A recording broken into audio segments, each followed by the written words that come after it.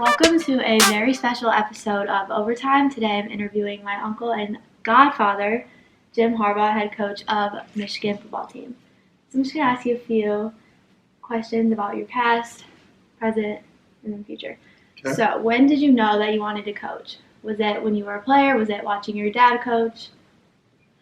I can remember being 5 or 6 years old and thinking that I would coach someday, and really early, as early as I can remember, putting together a plan of I'm going to play as long as I can, and then I'm going to coach, and then I'll die.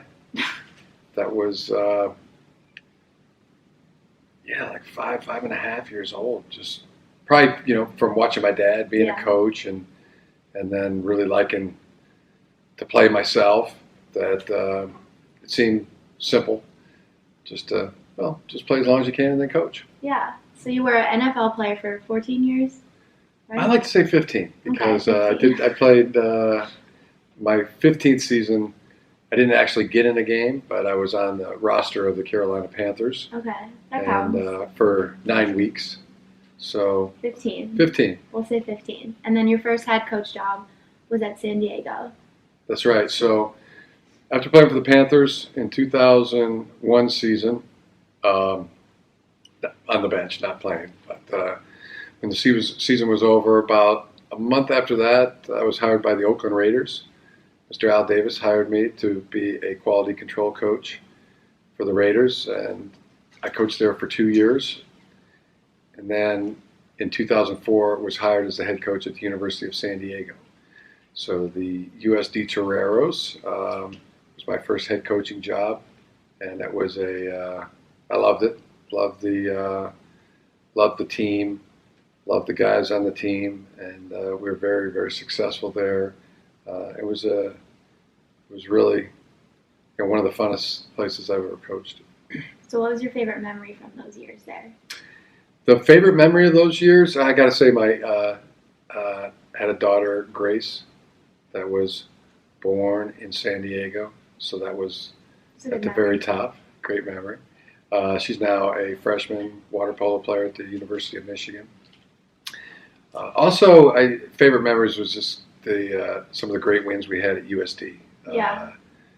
We had 2 11-1 seasons and 2 mid-major national championships. Wow! So impressive. Thank you. Just a bunch of great guys. Just some of the guys that we coached there, and guys like. If I start saying their names, I'd leave some out. But starting with the quarterbacks like Todd Mortensen and Josh Johnson, just some great guys.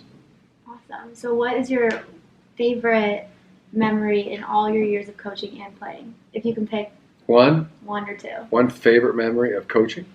Sure. I really just the wins. Yeah. They're like. Every single win is something that everybody works so hard. You game plan, you practice. The players are putting so much into it. So are the coaches, and so much goes into those games. And when you win, team win, it's the best feeling. It's like the best day you could have. It turns into the best week you could ever have. So I would have to say that each one of those is my favorite. I like that. Yeah, they're like your own kids. You love them all the same. You love them all 100%. I like that. Because the great thrill of winning. The great feeling of victory is the best feeling. Doesn't get much better. No, it doesn't. So you've coached college, you've coached NFL. What are the big differences in coaching NFL players and college players? There's probably more similarities in coaching college football players and NFL football players. But I would say, if you're pressing me for one thing, I'd say that college players are not really ready to be the head of their own household yet. I mean, they're still kind of growing, and so they need more nurturing. Okay. And the NFL players, they're at that time they are the head of their household, the head of their family. So It's a big difference. Yeah, there's a big difference there. It's just, yeah, they need more guidance, more advice, and that's a fun part of the job of being a college coach is you got a chance to be somebody's favorite coach or favorite teacher that they've ever had. I like that. So what sport would you want to coach if you weren't a football coach? What's your other favorite sport? For coaching? Yeah. Well, that's a tough call. For me, that's a tough one between baseball and basketball. Okay. I would think basketball. I like basketball. Basketball would be a fun sport to coach. It would, I think it'd be really fun. You're kind of right out there, right in the middle of things. As I watch the basketball coaches, and they're right kind of in the game. They're kind of shouting distance to their players. They can tell them where to go and what to do. And, yeah, you'd be good at that. They're kind of calling the plays. They're kind of right in the middle of things. I kind of like that. Baseball too. I think that'd be fun to kind of I could see that. Be in the dugout and deciding whether it's hit and run or kind of. And football's kind of good that way too. You can be right down there making decisions and calling plays and things. So, am I still being impressed as which one I'd rather do? No, those are good answers. Okay. They look, they'd be, I love basketball. I love playing basketball a lot. I love playing baseball. I love playing football. I think really there's a lot of similarities to all of them. So, you'd be good at anything. I don't know about that. I was definitely, there was a time where I thought I might be a good basketball. I could go be a basketball coach. I could do that, but I went to a game with Riley Crean. It was an Indiana game. Your dad was coaching. I remember. And just all the things I didn't know about basketball.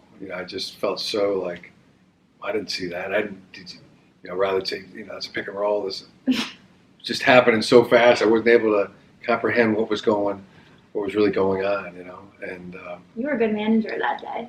Yeah, I could set the chair up. Yeah, that was fun. That was a fun night. We won. Yeah, so that was good. Yeah. You're allowed back if we win. That's the day we went to church right before the game because it was Ash Wednesday. It was Ash Wednesday. You and me. And we sprinted up to the church, got our ashes, went to the game. I'll never forget that. That was lucky. So, who are some coaches you admire outside of football? In other sports, baseball, basketball? Yeah, so many. Your dad, Tom Crean, I think he's a great coach. He's a great technician of the game. He talks so well about it. He's able to have all his thoughts and get them out in, precise words. And I've seen him with his team at halftime. He's got that, great coach's voice too. I mean, it's just like, he'd be like a defense attorney thundering away at the jury. That's what he's like when he's talking to his team. I just I can see it. Very motivational. I love it when he talks to any of my teams.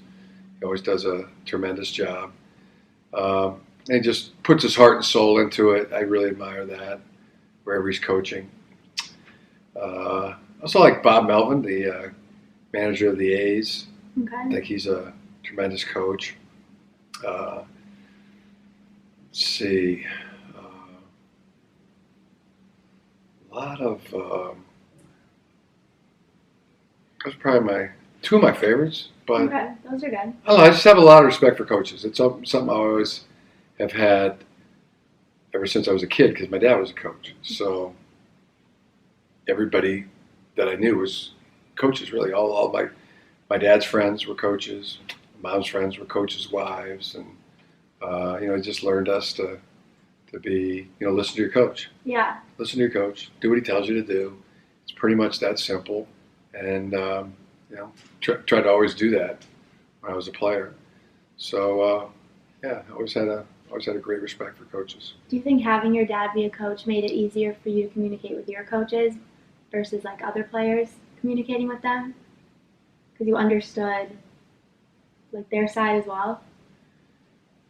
Yeah, I think so. I think it did. I think it was a big help for me as a player to know what the coaches wanted. The coaches really wanted you to be successful. They want you to do well. They want you to they have a wealth of experience. I mean, stuff I don't know. Yeah. When I didn't know as a player. I mean, they know it.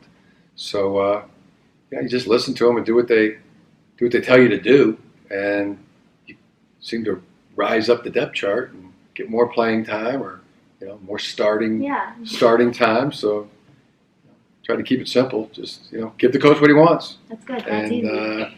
That is easy. Makes life easier. It is easy. I mean, what's his motivation for you not to do well? Yeah. He wants you to do well. You do well, that helps the team. And he does well. And then he does well. Yeah. So, seems like it's hard for some people to understand. He wants me to do well. He's telling me what to do. I'll just do what he tells me. That's good. That's good advice for anybody out there. So how do you prepare for games? Like, what is your week like preparing for games? It's a lot of getting to know your opponent, really, and try to find out where they're good and where they're maybe vulnerable. And if there's something they're good at, you just got to try to take that away. Could be a good pass rusher, I mean, you have to block them. Good receiver, you may have to double cover them. Really good punt returner, you have to try to directionally punt away from them. Yep. Try to take away their strengths, neutralize their strengths, and then find out where, kind of probe to see where they could be weak, and try to exploit that. Then, once you have a good feeling for that, that's just becomes your game plan. Then you concentrate on your own team and executing, taking away all the stuff they do well offensively, and get the players that could wreck the game on their defense, that could cause your offense to have the game get wrecked for you. Yeah. Make sure they're accounted for, know where they are, make sure they're blocked. And then you go to work on your own execution, mastering that. It becomes about your team and making sure that the fundamentals are right, that there's no penalties, no missed assignments. Players in there doing what the coach tells them to do. You can count on them to be in the spot that they're supposed to be in, and you drill that, you practice that, and you hone that.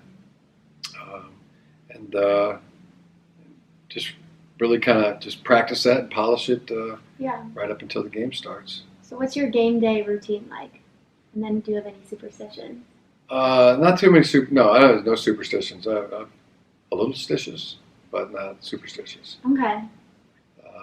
But nothing really, that I try to do every time. Sometimes I'm superstitious about not being superstitious.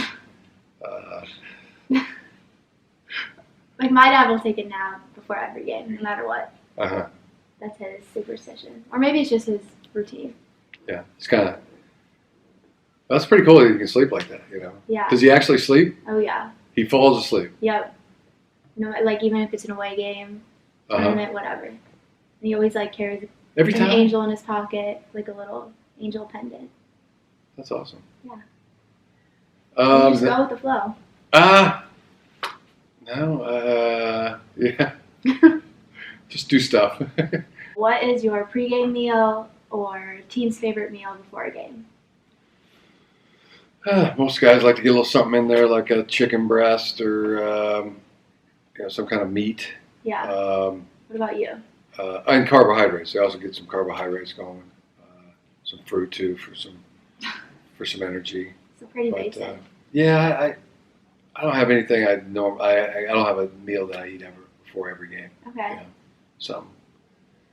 Okay. Good to know. Bacon. Yeah. I like bacon. So what's your favorite meal that your mom makes? Oh, spaghetti by far. It's like the best ever. Spaghetti, marinara sauce, and sausage.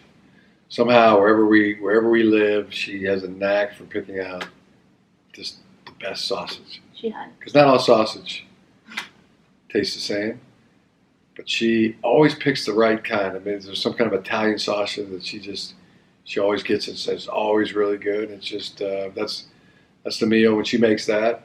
That's your request.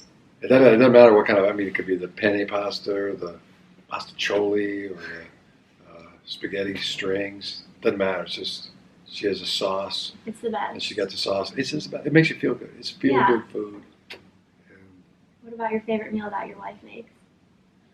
Oh, my wife makes some tremendous meals. Her favorite, I would have to say, is the big sandwich. What's on it? It's a roast beef sandwich, Okay. and it's passed down from her mother, Oh, wow. but it's hot. It's not like a cold roast beef sandwich. Oh, okay. It's really good. That sounds good. Now what? They make it big so a lot of people can eat from the same sandwich. It's called the big sandwich. Okay. I like that. Family recipe. Good. The kind, I think those are the best, really. I mean, something that your mom or your wife makes that's been in the family for a while. It comes with love and preparation. It'd be passed down to mine. Jack will make it. Addie's already made it. Oh, Addie's wow. already made a version of the big sandwich. Good for her. I'll have to try it. So if you had a dinner table with 5 people, dead or alive, that you could pick, anyone in the world, who would it be at your dinner table? 5 other people besides you. Dream dinner table. I'd have to go with Jesus. Okay. And then I'd have to go with my number one favorite saint, St. John the Baptist. Okay. Also a relative of Jesus. I'd also like Pope John Paul. Okay. I think he's awesome. And I'd go with Mother Teresa. Okay. And then I would go with my second favorite saint, St. Francis of Assisi. Okay. In the giving you shall receive. Yeah. You're going to get a lot out of that dinner. And if I got one more spot? I think so, yeah. I'll go Ernest Hemingway. Oh, interesting. Favorite writer.